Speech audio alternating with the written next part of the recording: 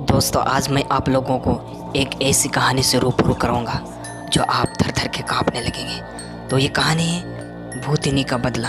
तो इस कहानी में हम जानेंगे भूतनी क्या करती है लोगों के साथ।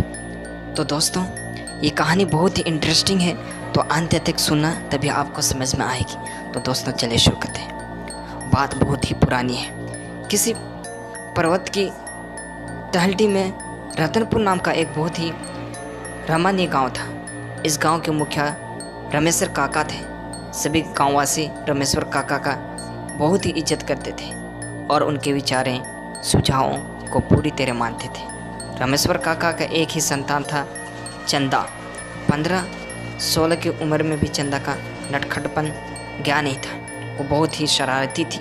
उसके चेहरे पर कहीं भी सोडसी का शर्मिलापन नज़र नहीं आता, पर हाँ, उसके चेहरे से उसका भोलापन जरूर छलकता।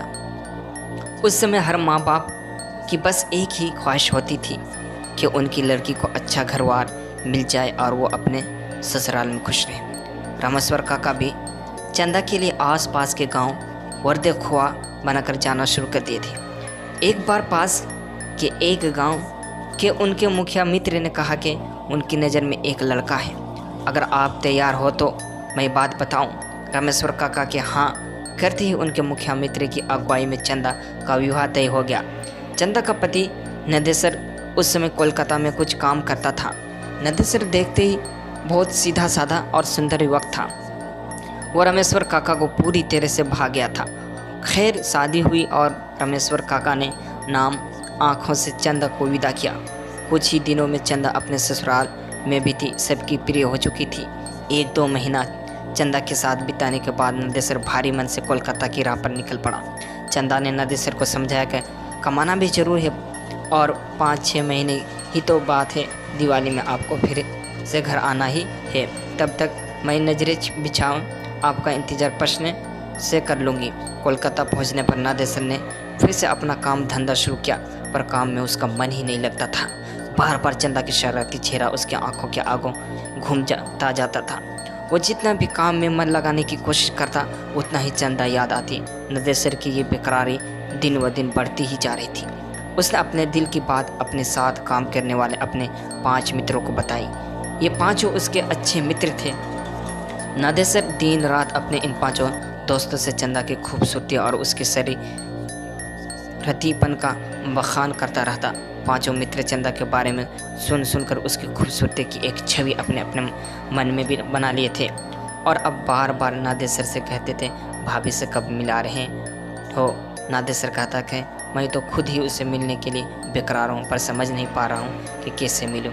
खैर, अब नदेसर के 5 दोस्तों के दिमाग में जो एक भयानक घिनौनी खिचड़ी पकनी शुरू हो गई थी, उसने नदेसर पूरी तरह अनभित होता। उसके 5 दोस्त ने एक दिन नदेसर से कहा कि यार, भाभी को यहीं ले आओ, कुछ दिन रहेगी, कोलकाता भी घूम लेगी तो उसके बहुत अच्छा लगेगा और फिर 1-2 हफ्ते में उस वापस छोड़ देना।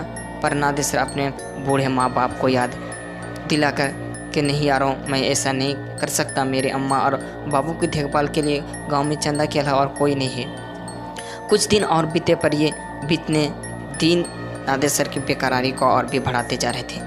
अब तो नदेसर का काम एकदम से मन नहीं लग रहा था और उसे बस गांव दिखाई दे रहा था।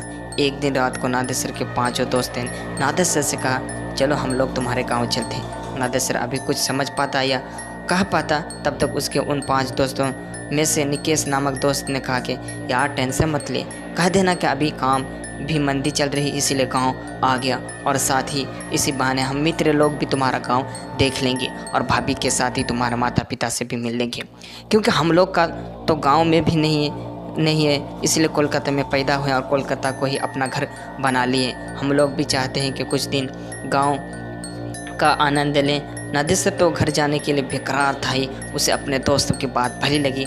फिर क्या था, दूसरे दिन नदेसर अपने उन 5 दोस्तों के साथ अपने गांव के लिए निकल पड़ा। उसके गांव के आसपास में बहुत सारे घने जंगल थे। इस पर्वतीय इलाके के उन पहाड़ वासियों के अलावा अगर कोई अनजान आ जाए तो वो जरूर रास्ता भटक जाए और हिंसक जानवर का शिकार बन जाए। ट्रेन और बस की यात्रा करते करते आखिरकार नदेसर अपने 5 दोस्तों के साथ अपने गांव के पास एक छोटे से बस स्टैंड पर पहुंच ही गया। इस स्टेशन से उसके गांव जाने के लिए अच्छी कच्ची सड़क भी नहीं थी। जंगल में चलने से बड़े पगड़ डंडियों से उबड़ खबाड़ रास्ते से होकर जाना पड़ता था।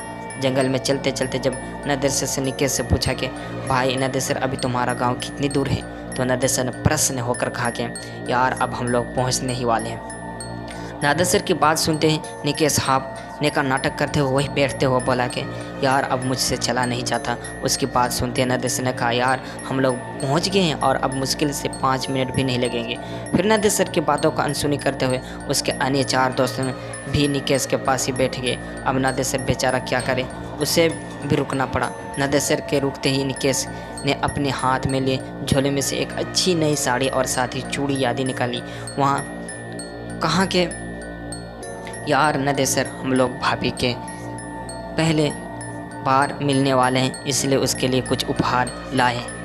उसकी बात सुनते ही नदेसर ने कहा कि यार इसकी क्या ज़रूरत थी, पर निकेश ने हंस कर कहा कि ज़रूरत भी थी, हमारी भी तो भाभी है ना, हम पहली बार उससे मिल रहे हैं तो बिना कुछ दिए कैसे रह सकते हैं। इसके बाद निकेश ने कुटिल मुस्कान चेहरे पर लाते हुए नदेसर से कहा कि यार नदेसर, क्यों ना भाभी को सरप्राइज़ दिया जाए।